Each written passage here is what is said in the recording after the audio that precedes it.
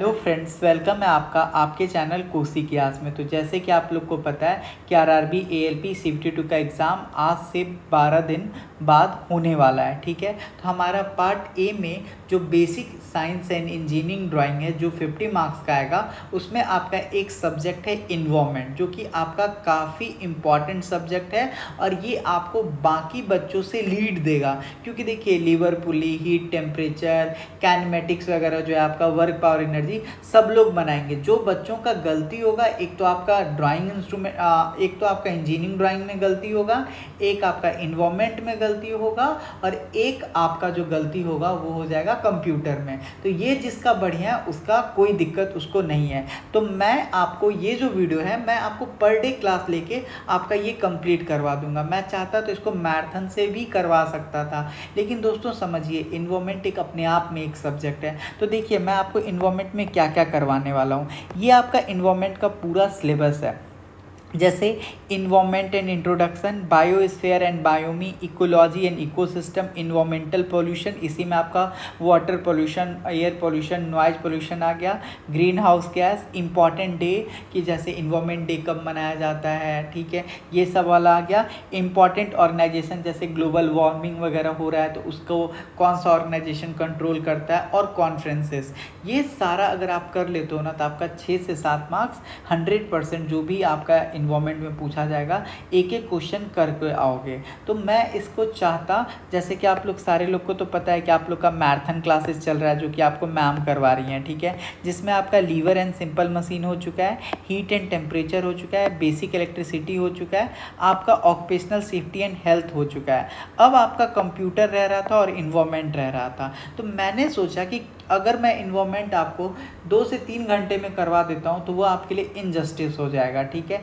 इसलिए मैं सोचा क्यों ना मैं पर डे क्लास लेके, अगर अब हमारे पास अभी टाइम है, आज कितना तारीख है, 18 तारीख है, अगर मैं आज अभी से 6 दिन में भी अगर आपका इन्वायरमेंट करवा दूंगा तब भी आपका 24 तारीख तक पूरा इन्वायरमेंट कंप्लीट हो जाएगा। यही है ना कि मेरे को मेहनत करना पड़ेगा। करेंगे मेहनत आपके लिए, क्यों नहीं करेंगे, बस आपका नंबर तो श्योर शॉर्ट हो जाएगा ना। आप बोलोगे बिल्कुल सर, हाँ हो जाएगा। इसीलिए आज मैं आपको ये इन्वायरमेंट कराने जा रहा हूं। तो आज आप कमेंट सेक्शन में जरूर बताओ ना कि आपको मैराथन के टाइप में, एक ही मैराथन में आपको 2 से 3 घंटे में पूरा उड़ा के कवर करवा दूं, या अच्छे से करवा दूं कि अगर कहीं से भी एग्जामिनर क्वेश्चन पूछे तो आप उसको कर लो, ठीक है। तो इन्वायरमेंट में आज हम लोग पढ़ेंगे इन्वायरमेंट एंड इंट्रोडक्शन के बारे में, ठीक है। अगर आपको किसी को भी basic science and engineering drawing का शॉर्ट नोट्स चाहिए तो आप मैसेज कर देना हमारे व्हाट्सएप नंबर 9430851094 पे।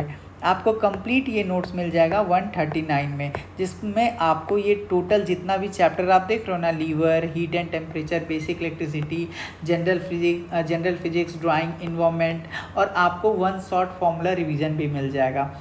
ये 1 शॉट फॉर्मूला रिवीजन का ये फ़ायदा होगा कि जब आप एग्ज़ाम देने के लिए जाओगे तो उस वक्त आपको ये रिवीजन के पर्पज़ से काम आ जाएगा, समझ रहे हो, यानी ट्रेन वगैरह में तो आप उसको जल्दी जल्दी रिवीजन कर लोगे तो भूलने वाला भी कोई दिक्कत आपका सॉल्व हो जाएगा। और जो लोग डेमो मांगते हैं, आप देख लीजिए, ये आपका लीवर एंड सिंपल मशीन का नोट्स का ये आपका डेमो है। तो नोट्स आपका कुछ इसी टाइप से होगा, ठीक है। तो आइए अब हम लोग आज का अपना टॉपिक स्टार्ट करते हैं, इन्वायरमेंट।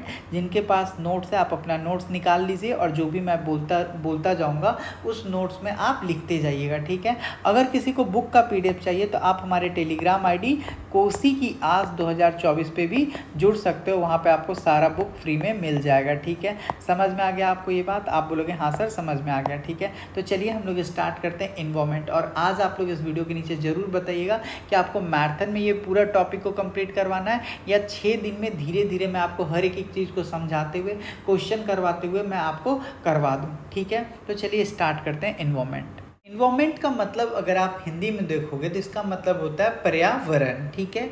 तो देखिए, जो आपका इन्वायरमेंट होता है वो कैसे बनता है, तो जब आप सुबह उठते हो या अभी ही आप अपने चारों ओर देखो, आपके चारों ओर जो कुछ भी दिखता है वो क्या है, हमारे इन्वायरमेंट का पार्ट है। जैसे आप मिट्टी देखो, चाहे आप हवा देखो, चाहे आप पानी देखो, चाहे आप गाय को देखो, चाहे आप भैंस को देखो, चाहे आप पेड़ को देखो, कुछ को भी आप देख रहे हो, वो सारा का सारा चीज़ क्या है, हमारे इन्वायरमेंट का पार्ट है।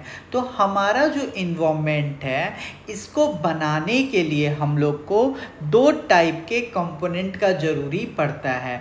ये दो कंपोनेंट जो होता है, इसी को हम लोग नेचुरल कंपोनेंट बोलते हैं। और ये जो नेचुरल कंपोनेंट होता है, ये दो टाइप का होता है।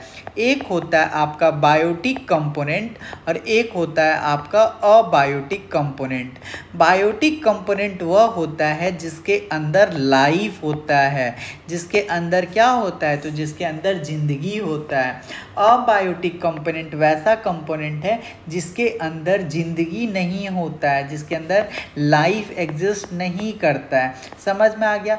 जैसे आप बोलोगे सर अबायोटिक का एग्जांपल दे दो। जैसे आपका वाटर, पानी, ये क्या है, एक नेचुरल कंपोनेंट है लेकिन इसके अंदर जिंदगी नहीं है। जैसे कि आपका मिट्टी, ये क्या है आपका, ये आपका एक नेचुरल कंपोनेंट है लेकिन इसके अंदर आपका जिंदगी नहीं है। लेकिन जब अगर मैं आपको बायोटिक का बोलूँ, तो जैसे मान के चलिए कोई भी ऑर्गेनिज्म है, तो वो क्या है, कोई भी ऑर्गेनिज्म जो है उसके अंदर क्या है, जिंदगी है। जैसे ह्यूमन का ही बात करोगे तो उसके अंदर क्या है, जिंदगी है, तो वो किस में आ जाएगा, बायोटिक में आ जाएगा। तो याद रखिएगा जो आपका इन्वायरमेंट होता है, इसका जो नेचुरल कंपोनेंट है वो दो है। कौन कौन सा, अबायोटिक और आपका बायोटिक। बायोटिक उसको बोलते हैं जिसके अंदर क्या है, लिविंग है। अबायोटिक किसको बोलते हैं, जो क्या होता है, हमारा नॉन लिविंग होता है। क्लियर हो गया?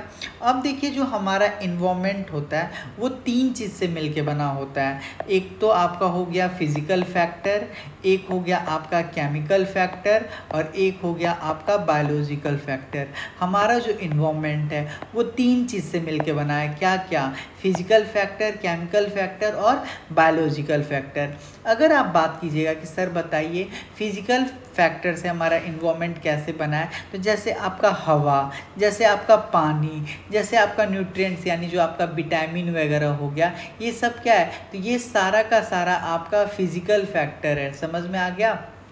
फिर अगर आप बात करो बायोलॉजिकल फैक्टर का, तो जो आपका बायोमॉलिक्यूल्स ऑर्गेनिज्म होते हैं, ठीक है, ये क्या करते हैं, ये आपका केमिकल इंट्रैक्शन करते हैं। जैसे आपका जो केमिकल साइकिल वगैरह होता है, क्या, कार्बन साइकिल, नाइट्रोजन साइकिल, ये क्या करता है, हमारे ऑर्गेनिज्म को अफेक्ट करता है। ठीक है, तो जो हमारा इन्वायरमेंट है वो जनरली तीन चीज़ से मिलके बना हुआ है। एक आपका फिजिकल फैक्टर, एक आपका बायोलॉजिकल फैक्टर और एक आपका केमिकल फैक्टर। हम अपने इन्वायरमेंट में जो कुछ भी देखते हैं वो हमारे इन्वायरमेंट का क्या होता है, पार्ट होता है। हमारा जो इन्वायरमेंट है वो दो नेचुरल कंपोनेंट से मिलके बना है।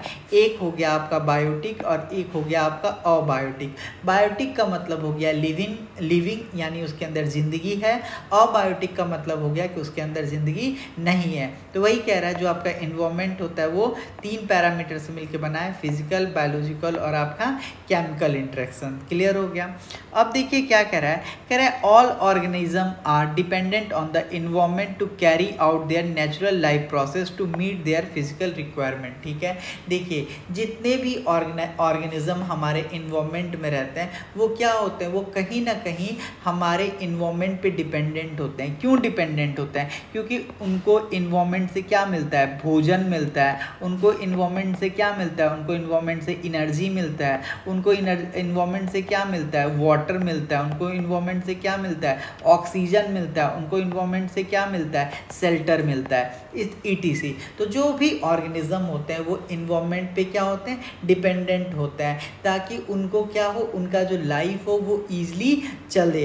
समझ में आया? अब जैसे हम लोग अपने अपने घर पे रह रहे हैं, मैं आपको समझाता हूँ। हम लोग अपने अपने घर पे रह रहे हैं, मान लो बार बार भूकंप आए, बार बार भूकंप आए, तो आप कितना भी अच्छा घर बना लो, आपका घर क्या होगा, टूट जाएगा, आप परेशान हो जाओगे। समझ रहे हो इस बात को? आप बोलोगे हाँ सर ये बात तुमको समझ में आ रहा है। तो इसी वजह से जो भी हमारा इन्वायरमेंट होता है उस पर हमारा लाइफ कहीं ना कहीं डिपेंड करता है। ठीक है, समझ में आ गया? जो हमारा इन्वायरमेंट होता है वो हमारा क्या करता है, हमारे फिजिकल रिक्वायरमेंट यानी हमारे ज़रूरतों को पूरा करने का कोशिश करता है। कौन कौन सा ज़रूरत, तो वो हम लोग का जो इन्वायरमेंट होता है वो फूड प्रोवाइड करता है हम लोग को, एनर्जी प्रोवाइड करता है हम लोग को, वाटर प्रोवाइड करता है हम लोग को, और हम लोग को ऑक्सीजन प्रोवाइड करता है, शेल्टर प्रोवाइड करता है। आप जानते ही होंगे बहुत सारा रीज़न होता है जहाँ पे लाइफ एग्जिस्ट नहीं करता है। क्यों नहीं करता है? क्योंकि वहाँ पे ना तो फूड होगा, ना तो वहाँ पे एनर्जी होगा, ना वाटर होगा, ना ऑक्सीजन होगा, तो कैसे वहाँ पे ज़िंदगी जिया जाएगा? समझ में आ रहा है? इसीलिए जो हमारा एनवायरनमेंट होता है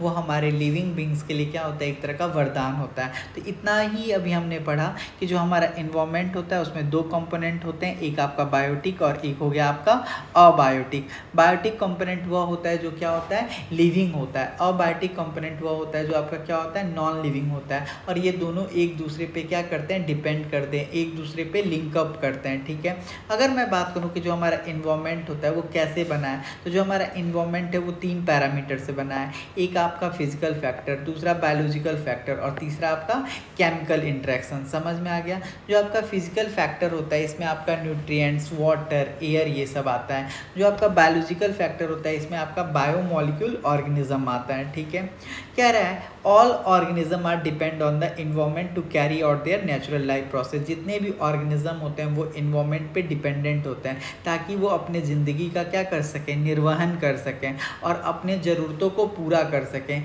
तो इन्वायरमेंट पे जो हमारा लोग डिपेंड करता है, जो हमारे ऑर्गेनिज्म होते हैं वो इन्वायरमेंट पे डिपेंड करते हैं। किस चीज़ के लिए करते हैं, तो फूड के लिए, एनर्जी के लिए, वाटर के लिए, ऑक्सीजन के लिए, शेल्टर के लिए, ईटीसी के लिए। तो आई होप आपको इन्वायरमेंट समझ में आ गया होगा।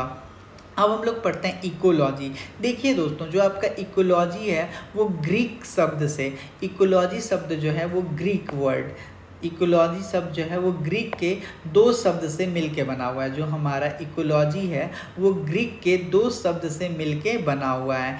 एक है ओइक, ओक्यूज, और एक का मतलब होता है लॉजी। आप ज़िंदगी में याद रखिए, लॉजी जिसके सामने देखिए, लॉजी का मतलब होता है टू स्टडी।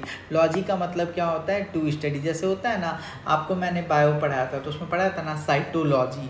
ठीक है, तो जो आपका लॉजी होता है इसका मतलब होता है स्टडी करना। ठीक है, और ओक्यूज का मतलब क्या होता है, हाउस। क्या होता है, हाउस। तो समझ में आ गया, ओक्यूज का मतलब क्या होता है, हाउस, और हाउस क्या है आपका, ग्रीक वर्ड है। समझ में आ गया, मतलब ओक्यूज जो है ये आपका क्या है, ग्रीक वर्ड है। ठीक है, तो जो आपका इकोलॉजी है वो हमारा ग्रीक शब्द से बना हुआ है। पहला क्वेश्चन यहीं से तैयार हो गया कि इकोलॉजी है वो कौन से शब्द से तैयार हुआ है। तो इकोलॉजी शब्द जो है हमारा ये ग्रीक के भाषा से बना हुआ है। ग्रीक का कौन भाषा, तो ग्रीक में एक वर्ड होता है ओक्यूज, इसी से आपका इकोलॉजी बना हुआ है। ओक्यूज का ग्रीक का में मतलब होता है हाउस। ओक्यूज का जो ग्रीक में मतलब होता है वो क्या होता है, हाउस। ठीक है, और लॉजी का मतलब होता है अध्ययन। जब आप ओक्यूज का अध्ययन करोगे तो इसी को हम लोग क्या बोल देते हैं, इकोलॉजी बोल देते हैं। ठीक है, क्लियर हो गया। अब सवाल आता है कि आखिर ये इकोलॉजी या जो आपका ओक्यूज है ये नाम लोगों के दिमाग में आया कैसे। जैसे आपसे मैं पूछता हूँ, आपसे घर वाले पूछते होंगे, बेटा ये बताओ तुम्हारा नाम कौन रखा था, पापा रखे थे या मम्मी रखे थे, पूछते ही होंगे आपसे, आप बोलते होंगे हाँ सर पूछते हैं। तो अब अगर मैं आपसे पूछूं कि बताओ इकोलॉजी शब्द किसने दिया था, इकोलॉजी का नामकरण किसने किया था, तो आप बोलोगे एक जर्मन जूलॉजिस्ट थे। कौन थे, जर्मन जूलॉजिस्ट थे जिनका नाम था अर्नेस्ट हैक्कल। जिनका नाम क्या था, अर्नेस्ट हैक्कल। और इन्होंने ही क्या किया था, इन्होंने ही हमारा क्या किया था, इन्होंने ही हमारा इकोलॉजी शब्द दिया था। इन्होंने ही पहली बार इकोलॉजी टर्म का यूज किया था। और इन्होंने जो टर्म यूज किया था वो था, आपको मैं लिख के बता देता हूँ, ओक्योलॉजी। ओक्योलॉजी। और इन्होंने ये टर्म कब यूज़ किया था, 1869 में यूज़ किया था। कब किया था, 1869 में किया था। समझ में आ गया। तो जो आपका इकोलॉजी है ये आपका 2 ग्रीक वर्ड से मिलके बना हुआ है। ग्रीक में 2 शब्द कौन कौन सा, ओक्योज प्लस लॉजी। ठीक है, ओक्योज का मतलब होता है हाउस और लॉजी का मतलब होता है स्टडी। ओक्योस का मतलब क्या होता है, हाउस, और लॉजी का मतलब होता है स्टडी करना। और ये टर्म किसने दिया था, तो जर्मन जूलॉजिस्ट अर्नेस्ट हैकल ने पहली बार ये टर्म यूज़ किया था। और कब किया था, 1869 में। तो आपसे पूछेगा कि बताओ जो इकोलॉजी शब्द है वो कौन दिए थे, तो आप क्या बोलोगे, इकोलॉजी शब्द जर्मन जूलॉजिस्ट अर्नेस्ट हैकल ने कब दिया था, 1869 में दिया था। क्लियर हो गया आपको यहाँ तक, आप बोलोगे हाँ सर। अब बात करते हैं बायोस्फीयर का कि हमारा बायोस्फीयर क्या होता है। तो देखिए दोस्तों, जो आपका बायोस्फीयर होता है ना, वो क्या होता है, पार्ट होता है। किसका पार्ट होता है, तो लिथोस्फीयर, हाइड्रोस्फीयर, एटमोस्फीयर का, ठीक है। जहाँ पे आपका प्लांट और ह्यूमन बींग रहता है उसी को हम लोग क्या बोल देते हैं, बायोस्फीयर बोल देते हैं। देखिए जो आपका लिथोस्फीयर होता है इसका मतलब होता है लैंड, लिथोस्फीयर का मतलब क्या होता है, लैंड। हाइड्रोस्फीयर का मतलब होता है वाटर, हाइड्रोस्फीयर का क्या मतलब होता है, वाटर। और एटमॉस्फेयर में आपका क्या आ जाएगा, एयर। समझ में आ गया। तो जहाँ पे हम लोग रहते हैं, बायोस्फीयर क्या होता है, तो बायोस्फीयर जो होता है आपका पार्ट होता है। किसका पार्ट होता है, तो लिथोस्फीयर का, हाइड्रोस्फीयर का और एटमॉस्फेयर का, ठीक है। जहाँ पे आपका प्लांट और ह्यूमन बींग रहता है उसी को हम लोग क्या बोल देते हैं, बायोस्फीयर बोल देते हैं। समझ में आ गया।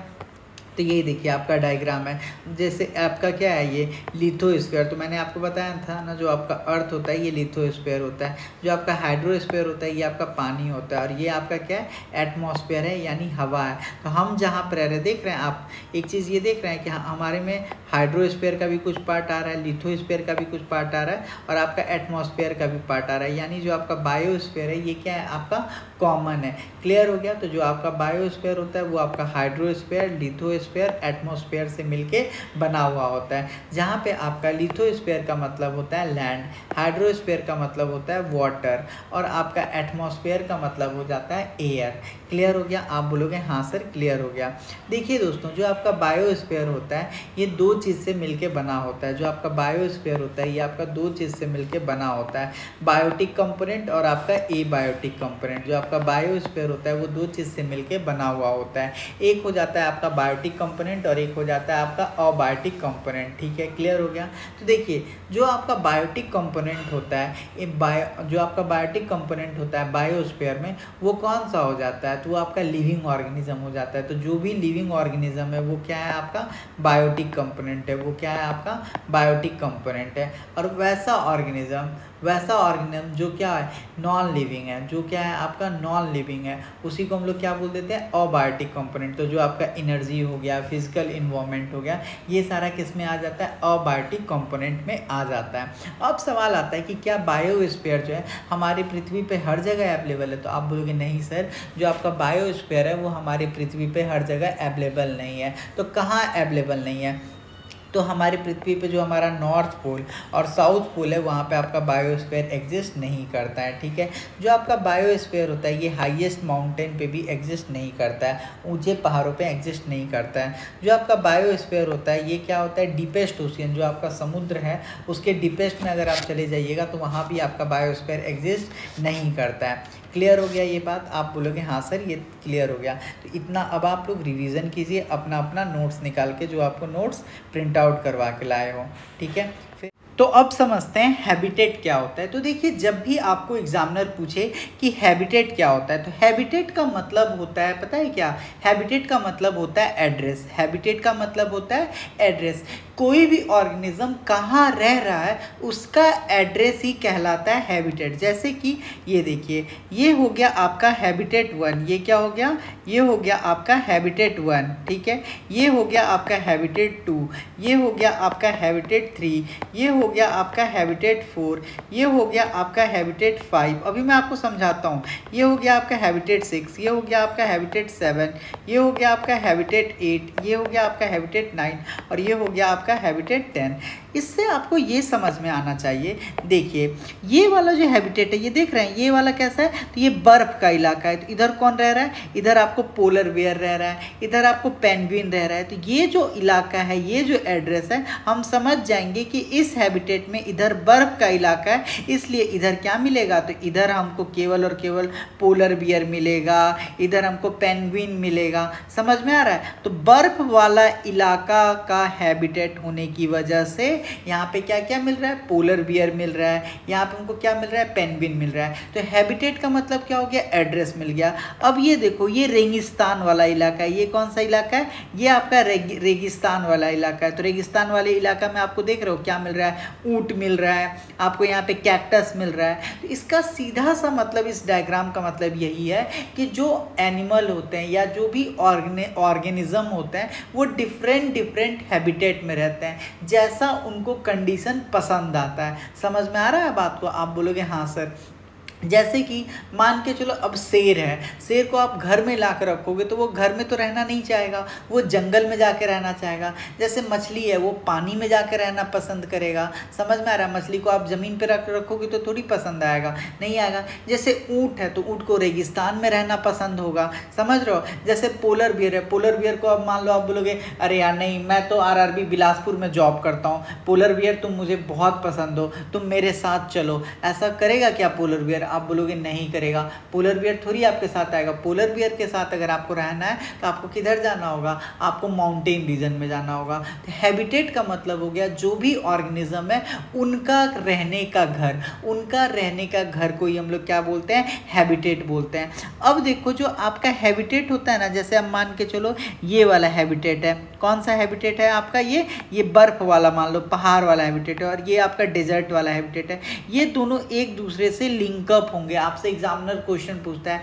कि हैबिटेट एक दूसरे से लिंकअप होते हैं या नहीं होते हैं, तो आप बोलोगे बिल्कुल होता है। हैबिटेट 1 जो होता है ये आपका हैबिटेट 2 से क्या होता है, लिंकअप होता है। इसी टाइप से ये सारे के सारे पूरा क्या होगा, ये सारा एक दूसरे से लिंकअप होगा और लिंक करके क्या फॉर्म कर देगा, तो आप बोलोगे इन्वायरमेंट। ये क्या फॉर्म कर देगा, लिंक करके इन्वायरमेंट फॉर्म कर देगा। ये सारा का सारा जो ऑर्गेनिज्म है, ये इनका जो हैबिटेट है, ये सबको मिला दोगे तो ये क्या फॉर्म बन जाएगा, इन्वायरमेंट। इसको ऐसे समझिए जैसे हमारा डिस्ट्रिक्ट है, डिस्ट्रिक्ट सारे डिस्ट्रिक्ट को आप मिला दोगे तो एक आपका स्टेट बन जाता है, और सारे स्टेट को जब मिला दोगे तो एक आपका देश बन जाता है। समझ में आ गया? उसी टाइप से जब आप सारे हैबिटेट को मिला दोगे, जिसमें आपका गाय रह रहा है, भालू रह रहा है, भैंस रह रहा है, आपका सांप रह रहा है, जो भी रह रहा है सबको जब आप मिला दोगे तो आपका क्या बन जाएगा, आपका इन्वायरमेंट बन के तैयार हो जाएगा। ठीक है, तो देखिए जो आपका हैबिटेट होता है ये क्या है, एक तरह का फिजिकल इन्वायरमेंट है